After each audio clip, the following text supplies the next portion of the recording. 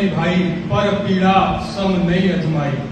परोपकार का जो भाव लेकर दूसरों के हित में सोचने वाला व्यक्ति और दूसरे के कष्ट को समझने वाला व्यक्ति, ऐसा भाव रखने वाले आदरणीय सर, आपका बहुत बहुत धन्यवाद। सम्मानित मंच और लघु भारत का यहाँ दर्शन हो रहा है, हम आप सबको प्रणाम करते हैं।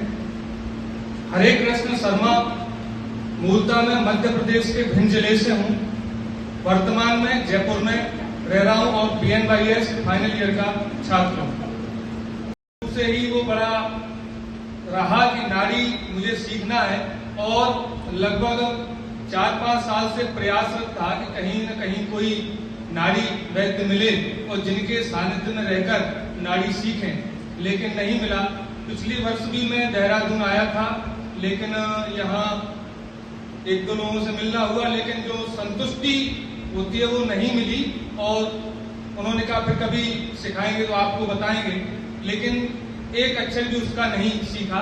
उसके बाद जब ऑनलाइन जुड़े तो अभी पिछले महीने सर से ऑनलाइन माध्यम से वेबिनार सर ने निःशुल्क रखा था, उसमें जुड़ना हुआ।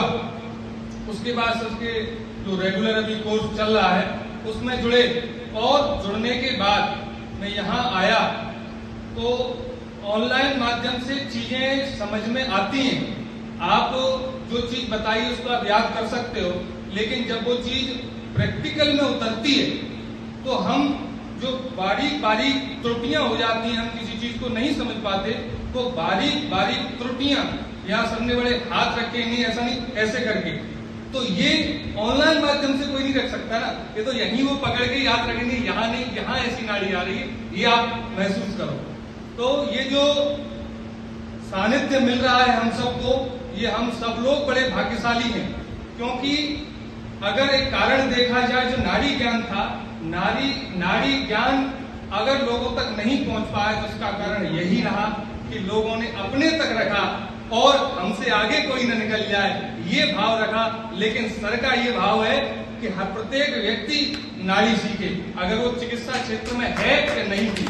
बहुत बड़ी बात होती है, ये बहुत बड़ा बड़प्पन होता है। तो ये बहुत बड़ा बड़प्पन है आपका, और हम बहुत बहुत आपका धन्यवाद प्रस्तुत करते हैं कि आप यह भारतीय सनातन जो परंपरा थी, भारतीय जो चिकित्सा पद्धति थी, उसके उत्थान के लिए, उसके प्रयास आप कर रहे हैं। इसके लिए आप बहुत बहुत धन्यवाद के पात्र हैं। और हम सब लोग यह संकल्प भी करेंगे कि आज हमने नाड़ी सीखी है तो सीखने के बाद हम इसको अभ्यास में लाएंगे, क्योंकि अभ्यास में अगर नहीं लाएंगे तो ये बहुत जल्दी हमारे मस्तिष्क के साफ हो जाएगी। इसलिए हमको प्रयास करना पड़ेगा, निरंतर अभ्यास करते रहेंगे तो निश्चित ही इसमें जो उद्देश्य, जो लक्ष्य था कि संपूर्ण भारत में सनातन संस्कृति, भारतीय संस्कृति, भारतीय परंपरा को पुनः स्थापित करना, वह इस नाड़ी के माध्यम से हम संपूर्ण देश में आदरणीय गुरु जी के माध्यम से वह प्रचार प्रसार जो करने का हमारा ध्येय था, जो लक्ष्य था, वो निश्चित करेंगे।